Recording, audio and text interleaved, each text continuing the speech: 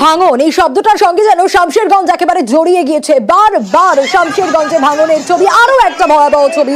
আজ গঙ্গা গর্ভে আস্ত বাড়ি তলিয়ে গেল, না একটা বাড়ি নয় 10টা বাড়ি তলিয়ে গেছে বলে খবর পাওয়া যাচ্ছে। এবং সেই ভয়াবহ ছবিটা দেখুন, সত্যি ভয়াবহ এই ছবি। একের পর এক বাড়ি চলে যাচ্ছে গঙ্গা গর্ভে। আরো বিস্তারিত প্রণব জানাতে পারবে। প্রণব, যে ছবিটা আমরা দেখছি তা তো সত্যি ভয়াবহ। কোন রকম মানুষজন ছিলেন না তো ভেতরে? আসবো প্রণবের কাছে, তবে তার আগে ছবিটা দেখাই। একটা বাড়ি তলিয়ে যাওয়া নয়, পর পর 10টা বাড়ি গঙ্গার গর্ভে চলে গেল। শুধু তাই নয়, যে ভয়ানক ভাবে ফাটল ধরেছে সেই ছবিটাও আটকে ওঠার মতোই। এবং বিগত দিনেও আপনারা দেখেছেন শামশেরগঞ্জে কি ভয়াবহ পরিস্থিতি তৈরি হয়েছিল এই ভাঙনের ফলে, এবং একের পর এক বাড়ি তলিয়ে যাওয়া। আরো বিস্তারিত প্রণবের কাছ থেকে জানবো। প্রণব, শামশেরগঞ্জের শিকদারপুরের যে ছবি আমরা দেখাচ্ছি তা সত্যি ভয়াবহ। কি ব্যবস্থা নেওয়া হচ্ছে? এই মানুষগুলো কোথায় থাকবেন এবার? দেখো, এই মানুষগুলো গত 4 বছর ধরে কিন্তু ভুক্তভোগী। তিল তিল করে প্রতিদিনই, আজকে একটা গ্রামে হচ্ছে তো অন্যদিন আরো একটা গ্রামে, এবং গঙ্গার জলস্তর গত 2 দিন ধরে বৃদ্ধি পাওয়ার জন্য কিন্তু এই আজকে হঠাৎ করে সকালবেলা থেকে তোমার প্রায় 10টি বাড়ি তলিয়ে গিয়েছে এবং আরো কিছু বাড়ি তলিয়ে যাওয়ার অপেক্ষায়। এবং এইভাবে গত 4 বছর ধরে শামশেরগঞ্জের বিভিন্ন এলাকাতে গঙ্গা ভাঙনে তোমার একের পর এক বাড়ি থেকে আরম্ভ করে মন্দির থেকে, মসজিদ থেকে, রাস্তা থেকে, তোমার কৃষি জমি থেকে, বাগান থেকে, লিচু বাগান থেকে, আম বাগান থেকে সমস্ত কিছু কিন্তু গঙ্গা গর্ভে তলিয়ে যাচ্ছে।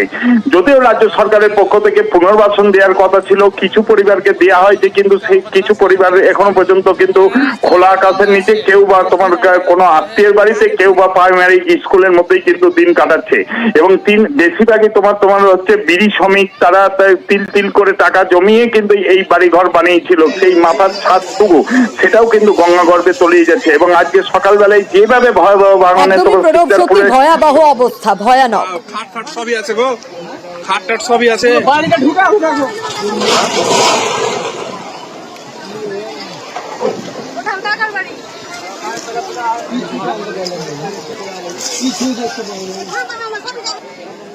আরো একটা ছবি। 1 মাস ধরে জলমগ্ন বসিরহাটের রাজাপুর। প্রতিদিন জমা জল পেরিয়ে যাতায়াত করতে হচ্ছে বাসিন্দাদের। আরো বিস্তারিত জানাতে পারবে এই মুহূর্তের ছবিটা অনুপম, জলের তলায় চাষের জমি, বাড়ি ঘর, রাস্তা, কিভাবে দিন কাটছে, প্রশাসন কি সাহায্য করছে? দেখো সোনিয়া, এই যে বসিরহাট 2 নম্বর ব্লকের যে চাঁপাপুকুর পঞ্চায়েতের যে রাজাপুর এলাকা, এই রাজাপুর এলাকার বিস্তীর্ণ এলাকা জলমগ্ন। এখানে কিন্তু কোনো নদী ছাপিয়ে জল উঠেছে এমনটা না, এখানে পুরো বৃষ্টির জল জমতে জমতে আজকে এই পরিস্থিতি হয়ে দাঁড়িয়েছে। জল নিকাশির ব্যবস্থা এতটাই খারাপ যে এখানকার যেসব চাষের জমি থেকে শুরু করে গ্রামের মধ্যে জল তৈরি করছে। প্রচুর গ্রামের মানুষ, গ্রামের বাড়ির ভেতরে জল ঢুকে গেছে। ছাত্রছাত্রীরা স্কুলে যেতে পারছে না, অসুস্থ রোগীদেরকে হাসপাতালে নিয়ে যেতে গেলে রীতিমতো সমস্যায় পড়ছে। এবং এই বিষয়ে কিন্তু স্থানীয় মানুষ কিন্তু বহুবার পঞ্চায়েতের থেকে শুরু করে যেখানকার মেম্বার তাদেরকে কিন্তু জানিয়েছে, কিন্তু কোনো সুরাহা হয়নি বলেই কিন্তু অভিযোগ এলাকার মানুষের।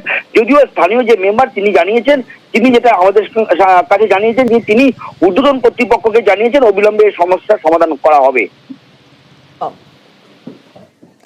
বেশ অনুপম।